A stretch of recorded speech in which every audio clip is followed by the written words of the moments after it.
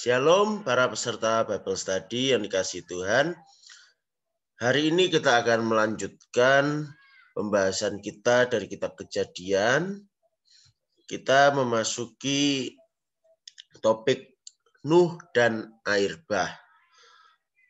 Pertemuan kali ini adalah bagian yang pertama. Kita akan membahas dari Kejadian pasal 6.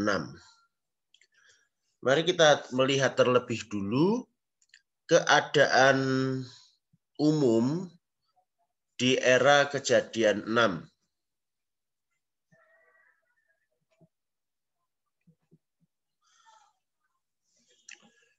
Nah, di Kejadian 6 kita bisa melihat di situ ada percampuran anak-anak Allah dan anak-anak manusia.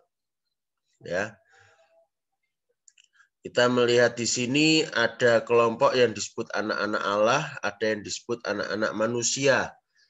Di minggu yang lalu sudah kita bahas bahwa anak-anak Allah adalah keturunan Set, sedangkan anak-anak manusia adalah keturunan Kain. Kita baca Kejadian 6 ayat 1-2. Ketika manusia itu mulai bertambah banyak jumlahnya di muka bumi dan bagi mereka lahir anak-anak perempuan, maka anak-anak Allah melihat bahwa anak-anak perempuan manusia itu cantik-cantik. Lalu mereka mengambil istri dari antara perempuan-perempuan itu, siapa saja yang disukai mereka. Nah, jadi keturunan Set yang disebut anak-anak Allah, mereka adalah golongan orang-orang yang hidup takut akan Tuhan, bercampur dengan anak-anak manusia atau keturunan Kain yang jahat kelakuannya. Anak-anak Allah dikatakan tadi mengambil istri dari antara keturunan Kain, siapa saja yang disukai mereka. Nah, ini yang jadi masalah. Anak-anak Allah mengumbar hawa nafsunya, asal suka, yang penting senang. Mereka tidak mengindahkan Tuhan. Mereka lebih mengikuti hawa nafsunya sendiri dan hasilnya adalah kejahatan. Anak-anak Allah yang seharusnya memberi pengaruh baik malah mengikuti kejahatan dunia. Kalau saya gambarkan kira-kira seperti ini. Pada awalnya keturunan Set dan keturunan Kain itu terpisah. Namun mereka bertambah banyak dan mereka pun bertemu dan mulai bercampur, mulai saling menikah. Lama-kelamaan di antara mereka ini lebih banyak yang jahat daripada yang baik. Kejahatan makin mendominasi, sedangkan kebaikan makin terdesak, makin luntur. Hasilnya adalah kejahatan manusia secara umum. Kejadian 6 ayat 5-6 mengatakan, ketika dilihat Tuhan bahwa kejahatan manusia besar di bumi dan bahwa segala kecenderungan hatinya selalu membuahkan kejahatan semata-mata, maka menyesallah Tuhan bahwa Ia telah menjadikan manusia di bumi dan hal itu memilukan hatinya. Kejadian 6 ayat 11-12 berkata, adapun bumi itu telah rusak di hadapan Allah dan penuh dengan kekerasan. Ya, jadi bumi telah rusak. Ayat 12, Allah menilik bumi itu dan sungguhlah rusak benar. Kenapa rusak? Sebab manusia menjalankan hidup yang rusak di bumi. Nah, jadi hidupnya manusia itu rusak, penuh dengan kejahatan, penuh dengan kekerasan. Dan hidup manusia yang rusak itu membuat bumi menjadi rusak.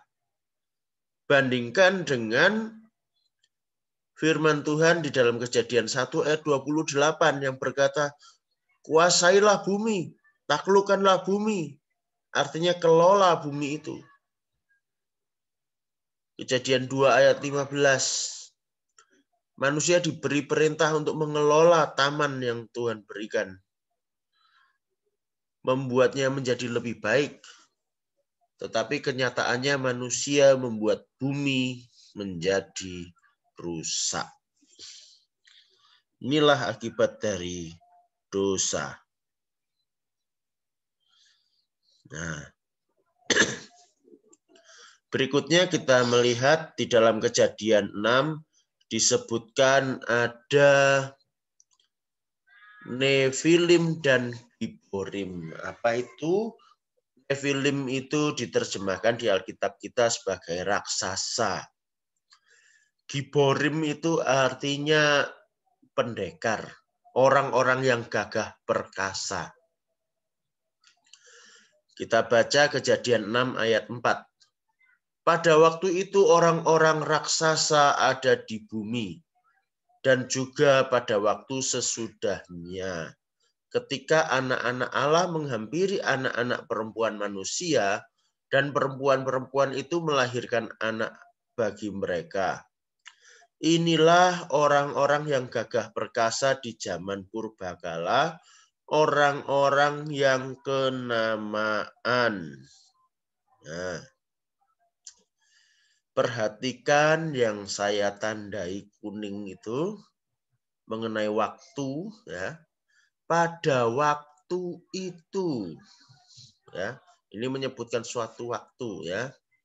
Ada orang-orang raksasa. Lalu disebutkan juga pada waktu sesudahnya. Jadi ada waktu yang lampau, kemudian ada yang masa depannya, ya. Kapan itu yang berikutnya itu? Ketika anak-anak Allah menghampiri anak-anak perempuan manusia. Nah, berarti sebelum terjadi kawin campur antara keturunan Set dan keturunan Kain, orang-orang raksasa itu sudah ada. Ya, para Nefilim sudah ada. Demikian juga ketika terjadi kawin campur antara keturunan Set dan keturunan Kain.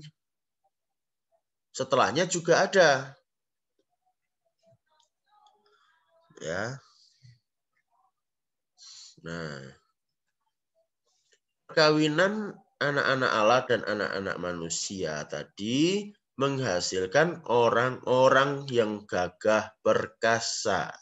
Ya, yang disebut dalam bahasa Ibrani-nya Giborim.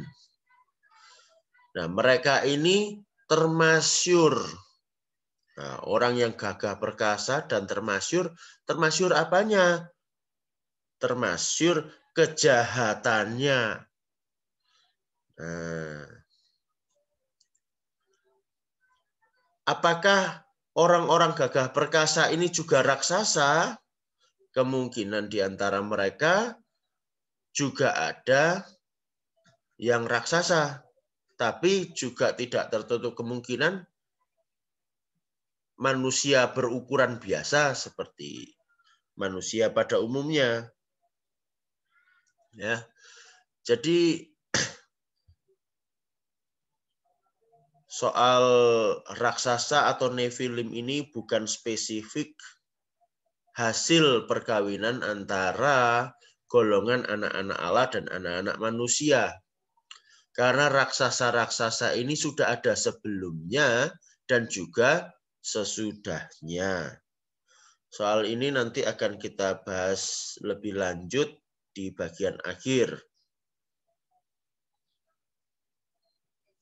Nah, kemudian kita melihat terakhir mengenai keadaan umum kejadian 6, tentang waktu kejadian 6, 1 sampai 8 itu, kalau melihat keadaan poin 1, 2, 3 tadi, itu memakan waktu ratusan tahun.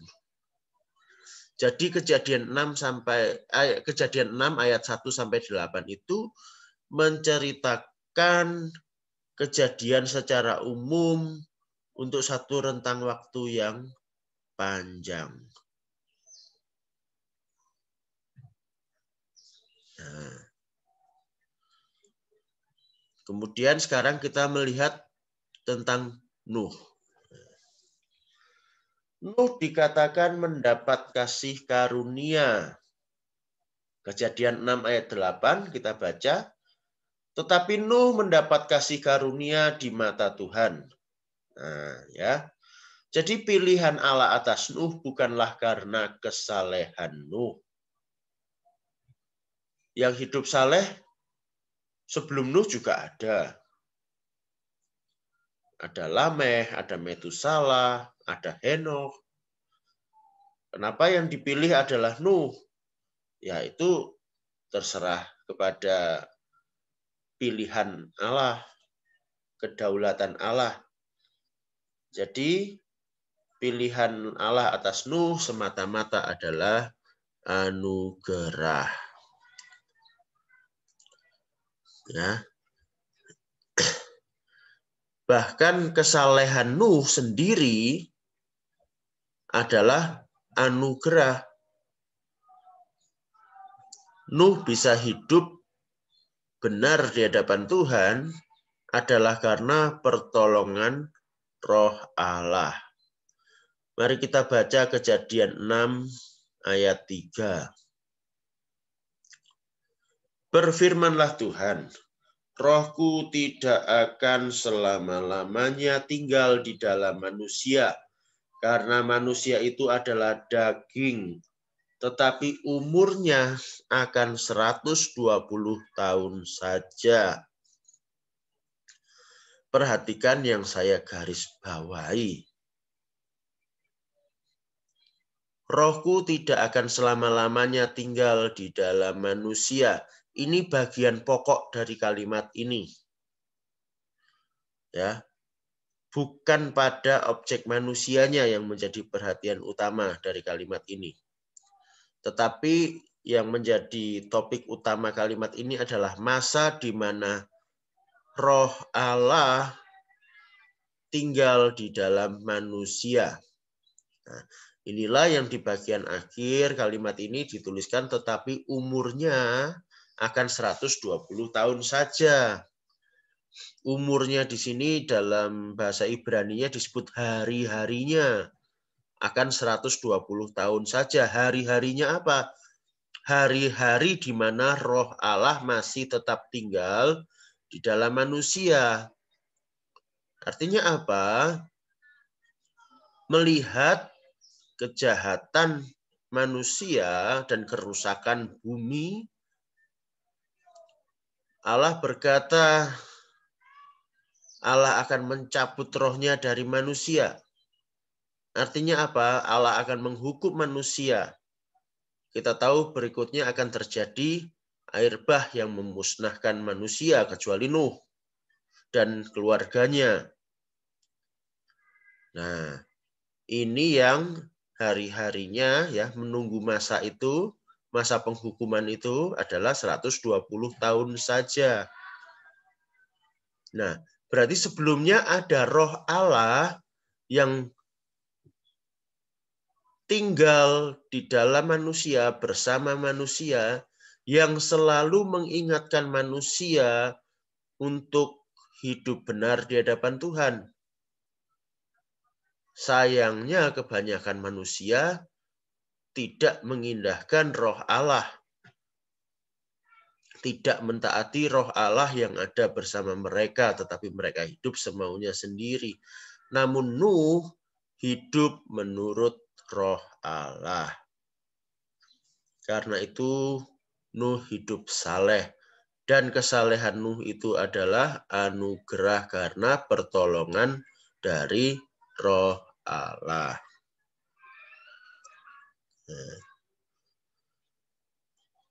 Kemudian hal berikutnya tentang Nuh, kita lihat Nuh hidup bergaul dengan Allah.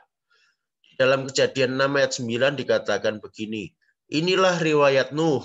Nuh adalah seorang yang benar dan tidak bercela di antara orang-orang sejamannya. Dan Nuh itu hidup bergaul dengan Allah. Kata bergaul di dalam bahasa Ibrani disebut hithalech, artinya berjalan dan juga mengikuti. Jadi bukan berjalan sendiri. Hithalech itu artinya mengikuti. Nuh mengikuti Allah. Di dalam Ibrani 11 ayat 7 dikatakan Nuh itu beriman dan taat. Itu artinya bergaul dengan Allah. Istilah ini juga dipakai untuk Henoh yang kemudian diangkat oleh Allah tanpa mengalami kematian.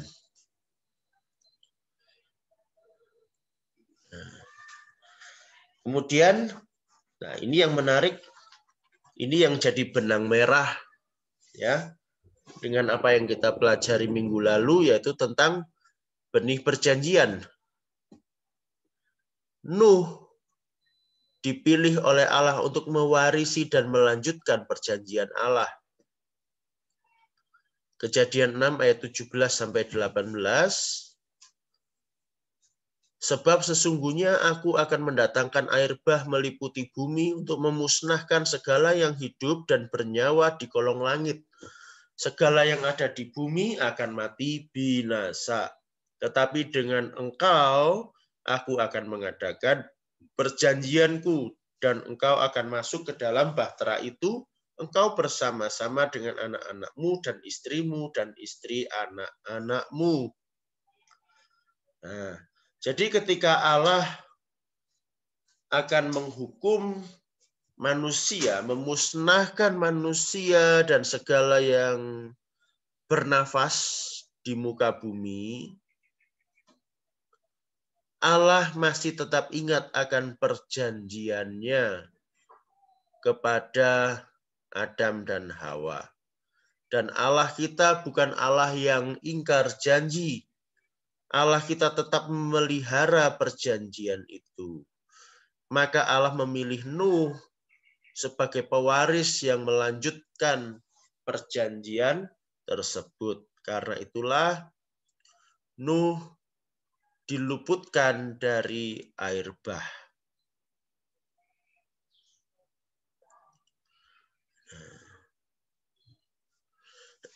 Itulah mengenai keadaan umum yang ada sebelum terjadinya air bah, dan juga tentang Nuh yang menjadi tokoh penting di dalam peristiwa ini. Nah, kelanjutan dari kisah ini akan kita bahas di pertemuan yang akan datang. Sekarang saya akan membahas sedikit kesalahpahaman mengenai Kejadian 6. Yang pertama, Kejadian 6 sering dikaitkan dengan sebuah kitab yang disebut Kitab Henoh. Dari Kitab Henoh inilah muncul cerita dongeng, cerita legenda tentang perkawinan antara malaikat yang jatuh, yang di dalam kitab itu disebut sebagai penjaga, the watcher, ya, yang menikahi manusia dan menghasilkan manusia-manusia raksasa. Nah, ini tidak bisa menjadi acuan kita karena kitab Henoh sebenarnya adalah sebuah kitab palsu atau yang disebut pseudepigrafa. Pseudepigrafa itu artinya namanya itu palsu. Ditulis sebagai kitab Henoh seolah Henoh yang menulis padahal bukan. Setelah diteliti, sebenarnya kitab Henoh hanyalah sebuah karya sastra Petra yang disebut karya sastra Judeo-Greek, artinya ditulis oleh orang Yahudi dalam bahasa Yunani. Ditulisnya kapan? Sekitar abad ketiga sebelum Masehi. Nah, kitab ini dikutip sebagian, sangat sedikit, ya, hanya sepenggal, dalam surat Yudas, bukan sebagai ajaran pokok. Yudas juga mengutip kitab kematian Musa. Keduanya tidak masuk dalam kanon Alkitab kita. Jadi walaupun dikutip sedikit di dalam surat Yudas, kitab Henoch bukan bagian dari Alkitab. Ya, gambarannya seperti ini. Seumpama saya berkhotbah mengenai menghormati orang tua. Kemudian di tengah khotbah saya memberikan ilustrasi menggunakan cerita Malin Kundang. Oh, cerita Malin Kundang dari mana? Dari Indonesia. Tidak bisa kemudian kita menganggap, oh, Malin Kundang adalah juga firman Allah karena digunakan sebagai ilustrasi khotbah. Tidak bisa begitu. Ya, demikian juga dengan kitab Henoch tadi. Kenapa kitab Henoch ini tidak bisa dijadikan acuan? Salah satunya lagi sebabnya tidak pernah ditemukan naskah Ibraninya atau naskah dengan bahasa lebih kuno. Bayangkan kalau kitab ini ditulis oleh Henoch, ya. Henoch hidup di zaman sebelum air bah. Di zaman itu bahasanya apa? Sepertinya di masa itu bahkan bahasa Ibrani belum muncul. Nah, sedangkan naskah Ibraninya saja tidak ada. Jadi jelas ini kitab yang bukan ditulis oleh Henoch. Jadi tidak bisa kita jadikan acuan sebagai firman Tuhan. Ya, jelas ini hanya kitab dongeng. Kemudian istilah anak-anak Allah. Kalau mengacu kepada kitab Henoch, maka anak-anak Allah di sini adalah malaikat yang jatuh. Istilah anak-anak Allah dalam Kejadian 6 tidak mungkin merujuk pada malaikat yang jatuh. Malaikat yang jatuh itu apa? Yang mengikuti setan. Nah, malaikat yang jatuh ini tidak layak disebut anak-anak Allah. Kita sudah bahas beberapa waktu lalu mengenai sidang ilahi. Di situ ada kejadian di kitab Ayub, di mana anak-anak Allah berkumpul, ya, di dalam Ayub 1 ayat 6. Anak-anak Allah berkumpul, lalu ditulis di situ di antara mereka hadir juga iblis. Nah, iblis bukan bagian dari anak-anak Allah. Cuman di situ iblis ikut hadir. Nah, jadi iblis dan pengikutnya tidak layak disebut anak-anak Allah. Istilah anak-anak Allah juga dipakai untuk menyebut umat Allah.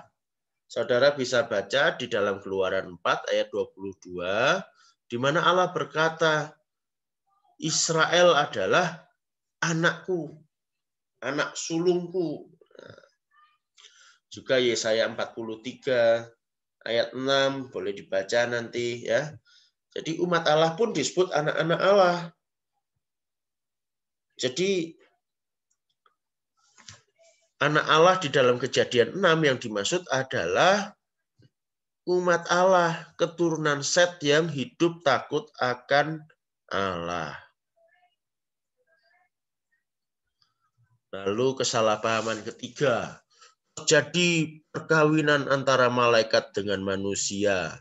Nah, malaikat itu roh, tidak memiliki tubuh, ya. Saudara bisa baca di dalam Ibrani 1 ayat 14 dan Mazmur 104 ayat 4. Dan Tuhan Yesus sendiri mengatakan malaikat tidak kawin-mawin. Ya, di dalam Markus 12 ayat 25, malaikat itu tidak kawin. Jadi tidak mungkin firman Allah itu saling bertentangan. Kalau Tuhan Yesus sendiri mengatakan malaikat tidak kawin, maka tidak mungkin terjadi perkawinan antara malaikat dengan manusia.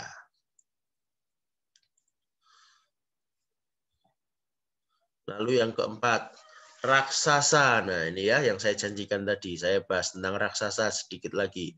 Raksasa adalah hasil perkawinan malaikat dan manusia. Ini pernyataan yang salah. Mengapa? Kalau kita ingat kembali kejadian 6 ayat 4 tadi, sebelum dan sesudah perkawinan anak-anak Allah dan anak-anak manusia, raksasa-raksasa itu sudah ada. Ya, sebelum dan sesudahnya. Nah, kalau raksasa itu dikatakan hasil perkawinan malaikat dan manusia, lah kok sudah ada sebelumnya? Ya. Lalu juga kok sudah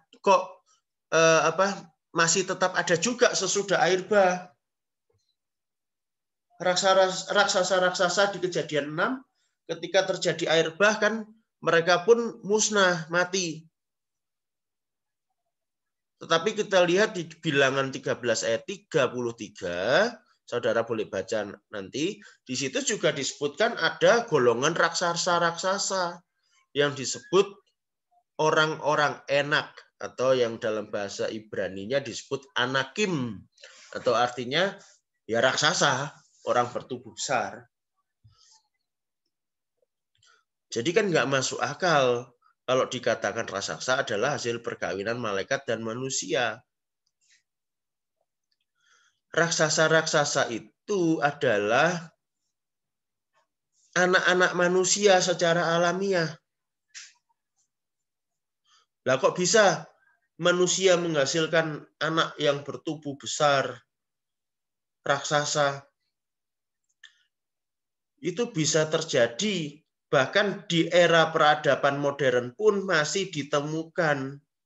Ada manusia bertubuh raksasa, ada Robert Wadlow, ada Anna Swan, ada Andre the Giant yang jadi seorang pegulat. Mereka ini badannya tinggi-tinggi, bisa sampai 2,7 meter. Mungkin di zaman dulu ada yang lebih besar lagi. Daud itu, Goliat itu tingginya sekitar 3 meter. Ya. Jadi sangat mungkin terjadi seorang manusia tumbuh menjadi raksasa, memiliki tubuh yang besar, lebih besar dari manusia pada umumnya. Nah, jadi jangan percaya dongeng yang mengatakan terjadi perkawinan antara malaikat dan manusia, ya. Itu sebetulnya dipengaruhi oleh mitologi Yunani. Ya, itu tidak ada di dalam Alkitab. Oke, kita sampai pada kesimpulan kita hari ini. Yang pertama, jangan mengumbar hawa nafsu karena itu menimbulkan kejahatan. Ya, ingat buah roh salah satunya adalah pengendalian diri. Memilih pasangan jangan sembarangan, jangan asal suka. Perhatikan terutama yang masih muda-muda, yang belum menikah, yang belum punya pasangan, jangan asal pilih, jangan asal suka langsung disabet. Ya. Pilih yang tepat bersama dengan Allah. Lalu yang ketiga, anak-anak Allah seharusnya memberi pengaruh yang baik pada dunia, bukan malah mengikuti kejahatan dunia. Kalau kita bisa hidup sebagai anak-anak Allah saat ini, itu adalah anugerah. Dan kita pun seperti Henoh, juga seperti Nuh, harus berjalan mengikuti Allah. Demikian yang bisa saya sampaikan hari ini. Kiranya menambah wawasan kita mengenai firman Allah dan membuat kita makin bersemangat untuk hidup bergaul dengan Allah. Sampai bertemu di sesi diskusi. Tuhan Yesus memberkati.